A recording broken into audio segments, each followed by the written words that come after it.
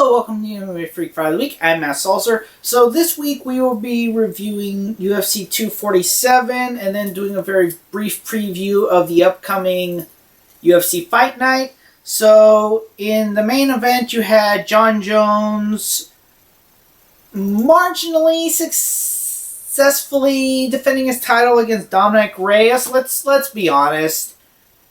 Jones lost that fight. He point blank lost that fight. Dominic Reyes should have won that fight, and everyone's saying so, including Dana White, the matchmaker. And so we could very possibly be seeing a rematch. And let's be honest, Jones did not take anywhere near the damage that he did in the Alexander Gustafsson fight. Jones legitimately had to go to the hospital after the first Gustafsson fight. So this was not a fight where it was a matter of him trying to exert control. He was not in control most of this fight. Could Dominic Reyes repeat this in a rematch? Possibly, but then again, Jon Jones is a continually improving fighter. He might find a way to actually defend in such a way that Reyes would not get a second chance. So we'll just have to see. I mean, this was an intriguing matchup, and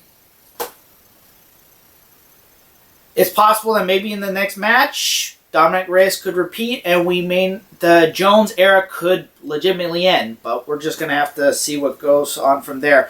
But in the co-main event, we had a direct opposite. The Shevchenko fight, defending against Caitlin Chukagian. The Shevchenko era is still going strong.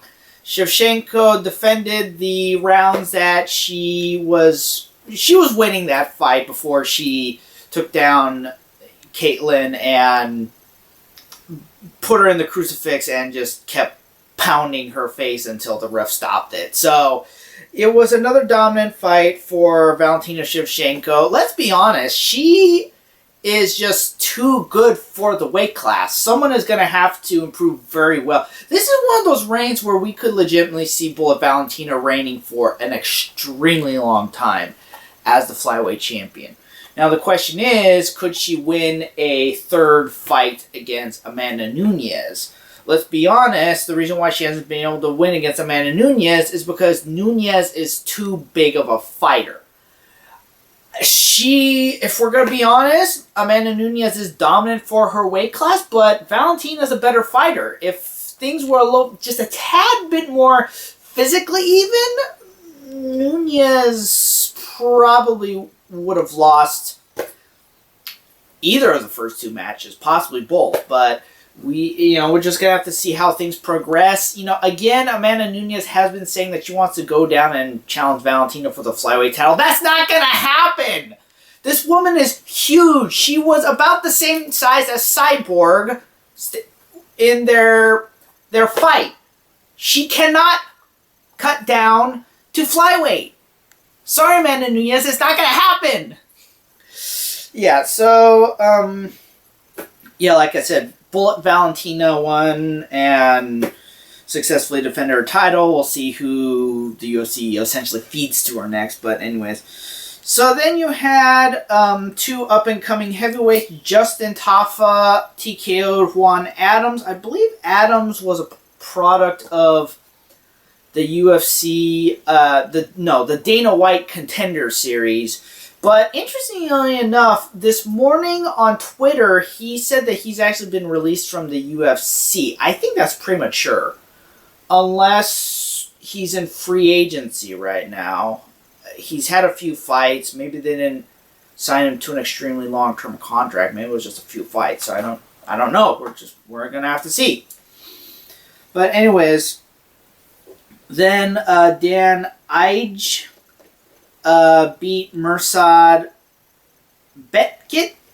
That was a pretty decent fight. I'm going to be honest, that was one of those fights where it's going on and I'm kind of bored. I'm trying to find stuff to do. I need constant stimulation. If a fight's not exciting, I get distracted really easily. So it is what it is. Then Derek Lewis taking on moving up in weight, Iri Latifi, and this was definitely an interesting fight because I don't know why Latifi thought that he could move up in weight at 5'11". Maybe because of the fact that Daniel Cormier has been successful at heavyweight and they're about the same height. Here's the thing, standing next to Derek Lewis, he does not have the athleticism of Daniel Cormier. Cormier controlled Derek Lewis the whole fight. Latifi was struggling against Derek Lewis because Derek Lewis is just a big behemoth of a man. So, but yeah, the Black Beast did ink out the win. That's example of how the striking and aggression can get you there. Because honestly, I feel like Latifi had Lewis up against the cage more time. It was more of what Lewis was doing otherwise throughout the fight. So, yeah, so you had that. Then on the prelims, the Lewis-Latifi fight was the beginning of the pay-per-view. Then on the prelims, you had Trevor Giles going against James Krause, which resulted in the fight of the night. I honestly thought Krause was... I thought Krause won that fight, to be perfectly honest. But it was a close fight, and mainly it was a close fight. Split decision, judges. And here's the thing. We saw what happened with what was supposed to be a dominant fight, and the judges didn't score it the way it was supposed to go. So in a close fight, the judges could score it either way. Let's face it, MMA judging just still is not at the perfect level. And so that's just how it goes in fights like that. But yeah, it was still a good fight of the night. Then you had Lauren Murphy going against the up-and-coming Andrea KGB Lee, and this was another fight that was close. Again, I thought it went to Lee, but Murphy did enough in the eyes of the judges. And again, this was a close fight. Judges could have scored it either way. And then another thing is when you think of MMA judging, you got to think of it that they're in that one angle of the cage. They don't have the view that us, the viewers on TV, have. Admittedly, I would probably score some fights if I was in person a certain way versus another way. It's like you can have a perspective when you're sitting there and not have the same perspective as a TV viewer as you're watching it from the various good angles. But anyways, so, and then the last fight that I'm going to review, which was a performance of the night, Khaos Williams knocked out Alex Moreno. I mean, what can you say? It was a first-round knockout. He just got the timing in well. So, yeah, that was UFC 247. Congratulations to Fight of the Week, Khaos Williams, which also earn him one of the Performance of the Night bonuses. Now, very brief preview of the upcoming fight night. Corey Anderson versus Jan Blachowicz. I believe Anderson took the first fight. I don't see that changing this time around unless Blachowicz has changed his game significantly. But we'll see. So yeah, that's it. Be sure to like, share, and subscribe. Comment down below if you'd like to see us do something very specific, or what you thought about the fights this weekend, what you think is going to happen this coming weekend. Be sure to like, share, and subscribe, as I said. Comment down below all the stuff that I said.